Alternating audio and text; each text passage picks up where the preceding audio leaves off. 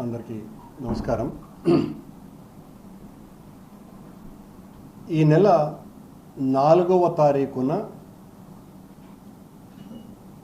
అత్యంత పవిత్ర పుణ్యక్షేత్రమైన తిరుమలలో ఖాళీ మందు బాటిళ్ళు కనపడినాయి అని తెలిసిన వెంటనే టీటీడీ పిఆర్ఓ చీఫ్ పిఆర్ఓ ఒక ప్రకటన చేసినారు. సంబంధిత ఎవరైతే తాగి పడేశారో వాళ్ళ మీద చర్యలు తీసుకోవటం జరుగుతుంది, నిర్లక్ష్యంగా వ్యవహరించినటువంటి వాళ్ళ మీద కూడా తగు చర్యలు తీసుకుంటాము అని ఆ రోజే పోలీస్ శాఖ కూడా ఒక ప్రకటన వచ్చింది. ఈ రకంగా అతిథి గృహానికి దూరంగా కనపడ్డాయి, సంబంధిత వాళ్ళ మీద చర్యలు తీసుకుంటాము అని కూడా చెప్పినారు. 2 రోజుల క్రితం ఇది పెద్ద ఎత్తున రాష్ట్ర వ్యాప్తంగా దేశవ్యాప్తంగా తిరుమల పవిత్రతను బిఆర్ నాయుడు గారి నేతృత్వంలో ఉన్న పాలక మండలి పూర్తిగా భ్రష్టు పట్టి చేస్తోంది అన్నటువంటి సమాచారం తెలిసిన తర్వాత కూటమి ప్రభుత్వంలో ఇలాంటి అపచారాలు నిరంతరాయంగా జరుగుతున్నాయి అన్నటువంటి విషయం పూర్తిగా బయటికి వచ్చిన తరువాత వరుసబెట్టి తమ తప్పిదాలను కప్పిపుచ్చుకోవటానికి చంద్రబాబు నాయుడు గారి ఆదేశంతో నమ్మిన బంటైన బిఆర్ నాయుడు నేతృత్వంలో పోలీసుల మీద విపరీతమైన ఒత్తిడి పెంచి నిజాయితీగా ఎస్పీ గారి ఆఫీసు నుంచి వచ్చినటువంటి ప్రకటనకు భిన్నంగా ఆ తరువాత మొత్తం సీన్ అంతా మార్చివేసి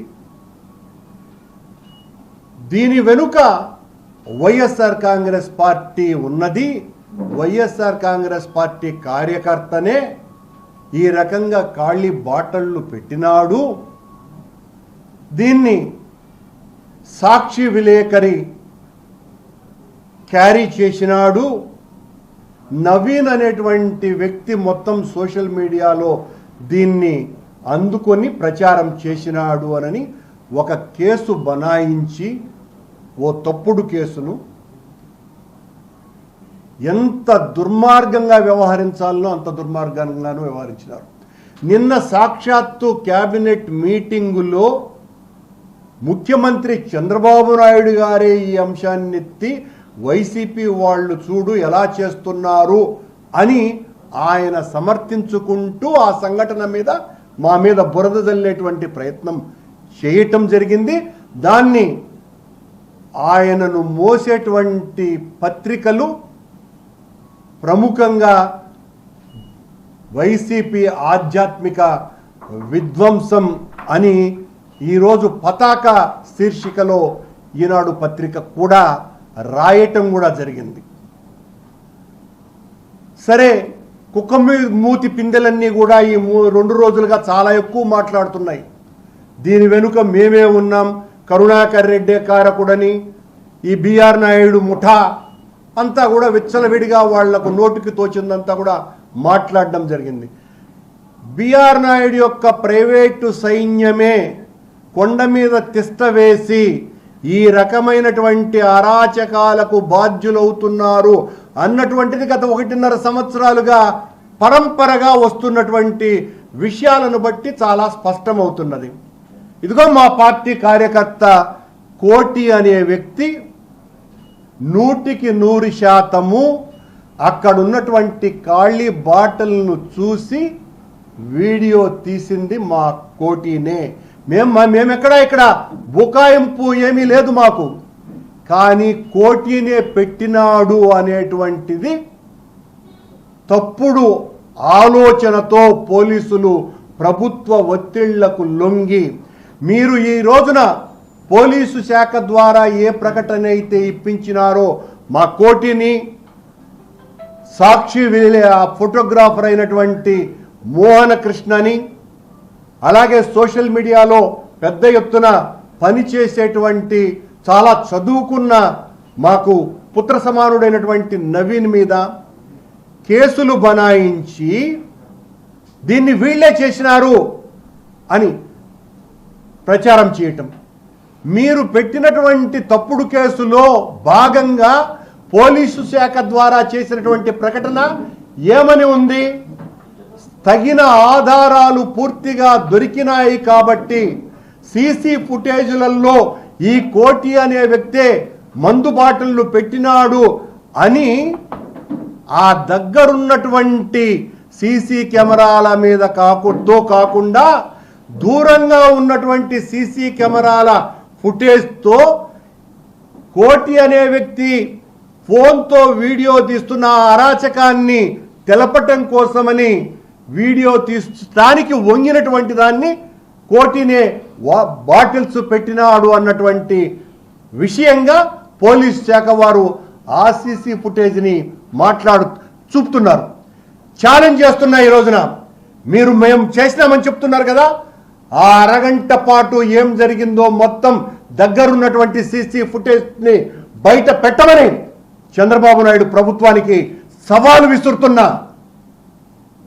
మీరు తప్పు చేసి మా మీద బురద తల్లి మమ్మల్ని తుడుచుకోమని చెప్పడం కాదు, నిరంతరాయంగా ఈ 1.5 సంవత్సరాల కాలంగా ఎన్ని తప్పిదాలు జరుగుతున్నాయి. కోటి, నవీన్ లేదా మోహన్ కృష్ణ ఈ విషయాన్ని బయట పెట్టిన తరువాత నిజం చెప్పండి, మీ అంతరాత్మల్ని ప్రశ్నించుకొని సమాధానం ఇచ్చుకోండి. ఆ తరువాత దాదాపు 25 గోనె సంచులకు ఖాళీ బాటర్లు దొరికింది నిజమా కాదా? నిజంగా మిమ్మల్ని భ్రష్టు పట్టించాలా అన్న ఉద్దేశమే మాకు ఉంటే ఆ రోజే దాన్ని కూడా బయటపెట్టి దాని వలన తిరుమల ఆధ్యాత్మికతకు మరింత నష్టం కలుగుతుంది అన్నటువంటి ఉద్దేశంతోనే ఆ తర్వాత 25 గోతాల నిండా మీరు ఎత్తేసినటువంటి బాటిల్స్ విషయం మేము ప్రస్తావించలా. కానీ ఈరోజు మమ్మల్ని మా వాళ్ళని దోషులుగా చేసి దొంగలుగా ఆధ్యాత్మిక విధ్వంసం వైసీపీ చేస్తోంది అనేటువంటి దుష్ప్రచారం చేస్తూ ఉంటే కూడా వాస్తవాల్ని బయట పెట్టకుండా ఉండదలుచుకోలేదు. అలాగే పోలీసులు మోహన్ కృష్ణను, కోటిని దేవలోక్ అనేటువంటి సంస్థ దగ్గర దొరికినారు అని రిమాండ్ రిపోర్ట్లో రాస్తారండి. ఒకసారి చూపించు. సాక్షాత్తు మోహన్ కృష్ణ తనే నేరుగా పోలీస్ స్టేషన్కు వాళ్ళ శ్రీమతితో కలిసి, శ్రీమతి మా అడ్వకేట్ చంద్రశేఖర్తో కలిసి అతను లోపలికి వెళ్తున్నటువంటి సంఘటన. 41 నోటీస్ ఇచ్చినారు, తను లోపలికి వెళ్ళటం జరిగింది. చాలా స్పష్టంగా విజువల్స్ కనపడుతున్నప్పటికీ కూడా దేవలోకలో అరెస్టు చేసినామని ప్రకటించటం ఇంతకంటే దారుణం. ఈ కోటి అనే వ్యక్తిని పట్టుకున్న తరువాత పోలీసు వాళ్ళు చంద్రబాబు నాయుడు గారు, బిఆర్ నాయుడు ఒత్తిళ్ల మెత్తో కోటిని చితకబాదినారు.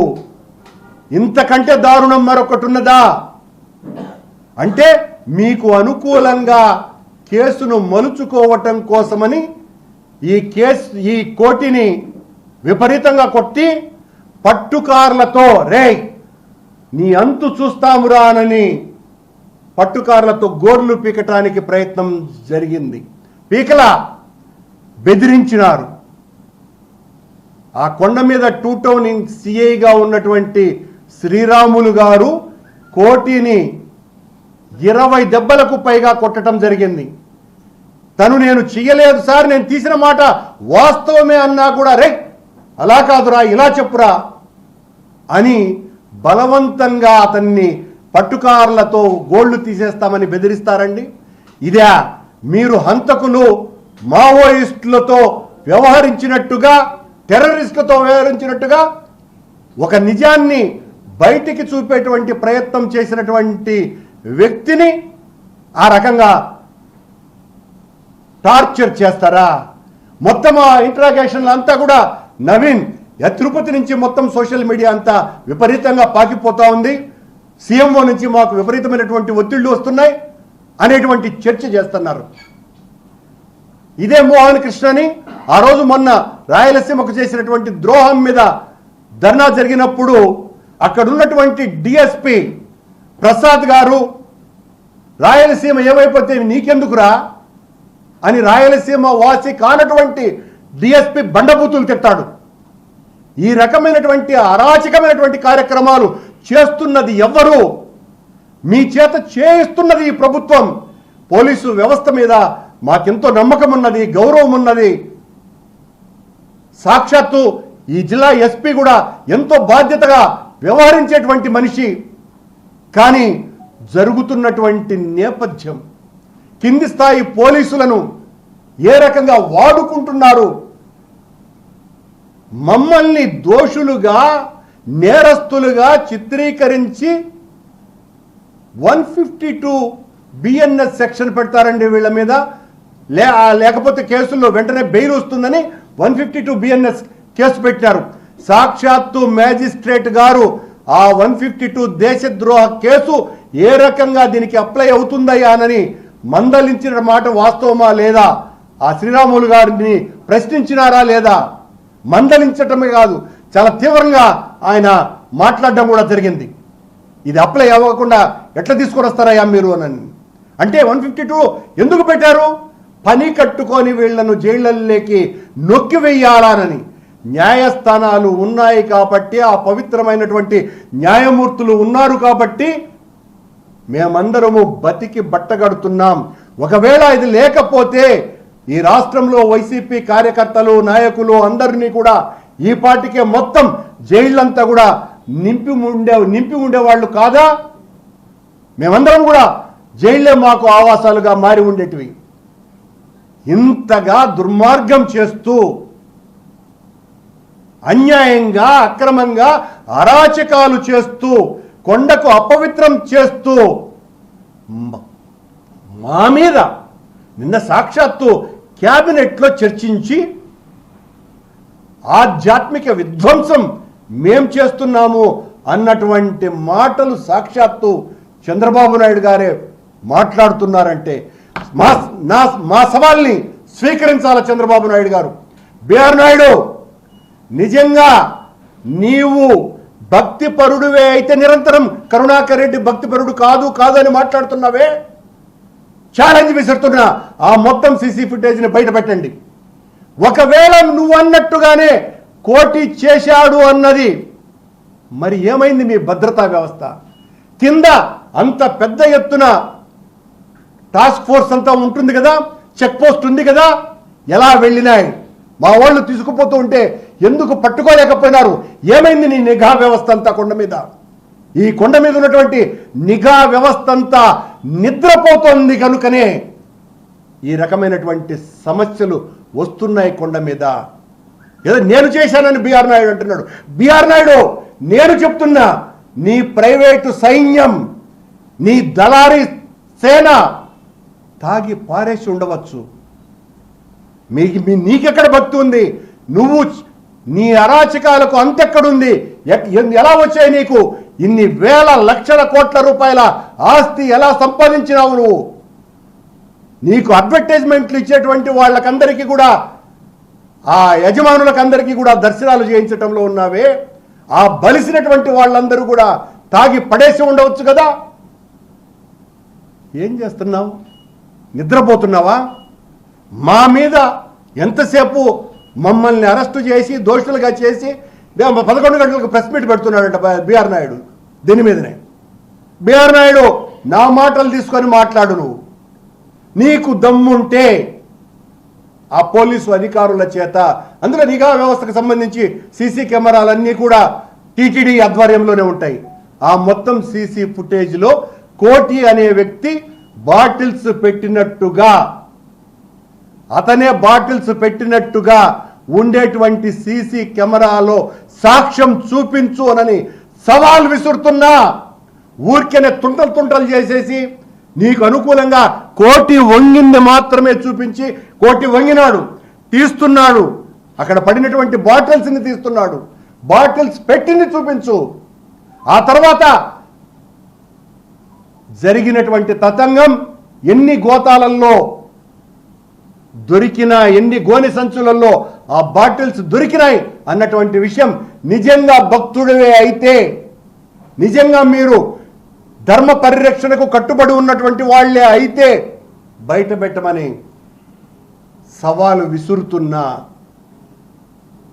మేము అడుగడుగునా మా నాయకుడు జగన్మోహన్ రెడ్డి గారు నిరంతరము కొండ పరిరక్షణ విషయంలో ఏ మాత్రము కూడా అలక్ష్యము అలసత్వము లేకుండా పరిపూర్ణమైనటువంటి విశ్వాసంతో నమ్మకంతో మేము హైందవ ధర్మ పరిరక్షణ కోసమని చేసినటువంటి కార్యక్రమాల పట్ల మీరు చేస్తున్నటువంటి కార్యక్రమాలతో పోల్చి చర్చకు వస్తే ఎక్కడికి రమ్మన్నా కూడా సిద్ధంగా ఉన్నాము. మేమేదో దాచుకోవటంలే. ఎస్, కోటి మావాడే. అక్కడ జరిగినటువంటి అతని కారులో అతను కారును ఆపటానికి వెళ్ళి అక్కడ ఇవి కనపడితే తీసిన మాట వాస్తవమే. కొండ మీద ఖాళీ మందు బాటిళ్లు కనపడినాయి, ఇది దారుణమైనటువంటి విషయం అని అతను ఫోన్ చేసినటువంటి మాట వాస్తవం. ఇది ఎలా నేరం అవుతుంది? మీరు చేసింది నేరం. 152 సెక్షన్ కింద వీళ్లను జైళ్లలోకి నొక్కాలనుకున్నటువంటిది నేరం. చంద్రబాబు నాయుడు గారు, బిఆర్ నాయుడు గారు నేరస్తులు మీరు, సాక్షులు వీరు. సాక్షుల్ని దొంగలుగా నేరస్తులుగా జైళ్లకు పంపించేటువంటి కుట్రదారులు మీరు. ఎంతసేపు కరుణాకర్ రెడ్డిని అరెస్టు చేయండి, కరుణాకర్ రెడ్డిని అరెస్టు చేయండి. చెయ్యవయ్యా, చెయ్యకుండా కూడా పోవులే, చెయ్యవయ్యా అనే చెప్తున్నా. నువ్వు చేస్తే ఆగుతుందా నా గొంతు? ఆగదు సుమా. మీ ద్రోహాన్ని ఎండగట్టడానికే వెంకటేశ్వర స్వామి నాకు ఇంకా ఆరోగ్యాన్ని ఇచ్చినాడు. ఆపను నేను. కొండ మీద ఏ పొరపాటు జరిగినా నిరంతరం బిఆర్ నాయుడు అన్నట్టుగానే కరుణాకర్ రెడ్డి సైన్యం ఇక్కడ పనిచేస్తున్నదేనని. ఎస్, కరుణాకర్ రెడ్డి, జగన్మోహన్ రెడ్డి సైన్యం పని చేస్తూనే ఉంటుంది.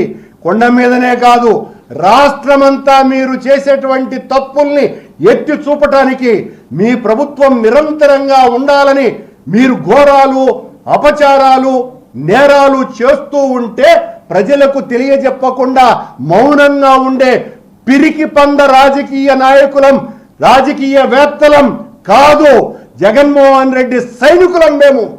మా నాయకుడు మాకు అదే అడుగడుగునా నేర్పిస్తున్నాడు, చెబుతున్నాడు.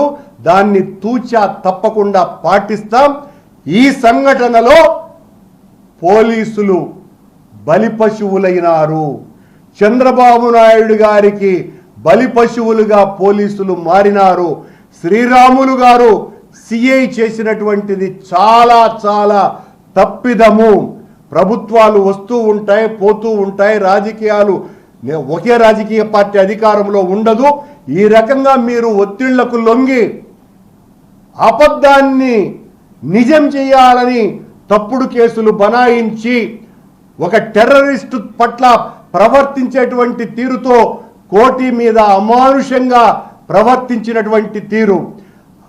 మోహన కృష్ణ సాక్షి ఫోటోగ్రాఫర్ ఇంటి మీదకి దాడికి 40 మంది పోలీసులు వెళ్తారండి, వాళ్ళ భార్యను బెదిరిస్తారండి. ఎంత దారుణం ఇది! దీని పట్ల మిగతా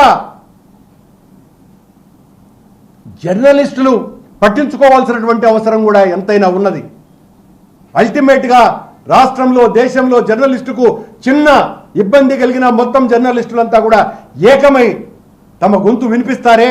ఇంత దారుణంగా ఒక 40 ఏళ్ళు కూడా నిండినటువంటి ఒక వ్యక్తికి 30 సంవత్సరాలు కూడా నిండినటువంటి వాళ్ళ శ్రీమతిని పోలీసు వాళ్ళు ఇంత దారుణమైనటువంటి స్థితిలో భయోత్పాతాన్ని గురి చేసేటువంటి విధంగా ప్రవర్తించినప్పుడు చూస్తూ మేము నేరస్తులము అని మీరు చెప్పినట్టుగా అంగీకరించడానికి ఎవరు కూడా సిద్ధంగా లేరని, బిఆర్ నాయుడు వచ్చినప్పటి నుంచి అరాచకాలు కొండంత, కొండ మీద చెత్తను గురించి మాట్లాడతాడు. కొండ మీద మరొక కొండ ఉంది, అది చెత్త కొండ అనని. అంటే నువ్వు ఎంత పనికి మాలిన మాటలు మాట్లాడగలిగేటువంటి పాలక మండలి అధ్యక్షుడివో దాన్ని బట్టి చూస్తే అర్థం కావటంలే. కోటి ఈ సంఘటన దొరకంగానే దొరికినారా అని ఇష్టం వచ్చినట్టుగా మాట్లాడాడు నిన్న నా మీద, ఇష్టం వచ్చినట్టు. మరి వీడిని వెంటనే లోపలేసేయాలరా, వీడిని కరుణాకర్ రెడ్డిని, వీడే ఇదంతా చేస్తూ ఉండేదేనని. బిఆర్ నాయుడు ఒక పని చేయి, పోలీసు వాళ్ళు లేకపోతే పాపం న్యాయస్థానం మహానుభావులు వాళ్ళు ఒకవేళ మీరు పేరు కేసులు పెట్టినా లోపలికి వేసేటట్టుగా లేరు ఇటువంటి విషయాలలో, నేరుగా మీ ఇంటికి తీసుకొని పోయి నన్ను తాళం వేసేసేయి. నువ్వు ఎన్ని రోజులు తాళం దిగిపోతే అన్ని రోజులు మీ ఇంట్లోనే ఖైదీగా ఉంటా. అంత కసిగా ఉన్నాడు పాపం బిఆర్ నాయుడు. భయపడే ప్రసక్తి లేదు, తప్పు చెయ్యము, మీ తప్పుల్ని ఆపే ప్రయత్నం నిరంతరాయంగా చేస్తూనే ఉంటాము అని తెలియజేస్తుంది. ఈరోజు ఆ ప్రాంతాన్ని హోమ్ మినిస్టర్ కూడా తనిఖీ చేస్తారు. ఏం చేస్తారు? క్యాబినెట్లో మాట్లాడారు కాబట్టి తనిఖీ చేసి ఏం చేస్తారు అని వాళ్ళు ఎత్తుకుపోయిన బాటిల్స్ అన్ని చూపించమని చెప్పండి. ఆ 25 గోని సంచుల్ని ప్రదర్శించాలి. హోమ్ మినిస్టర్ ఆ పని చేస్తే బాగుంటుంది.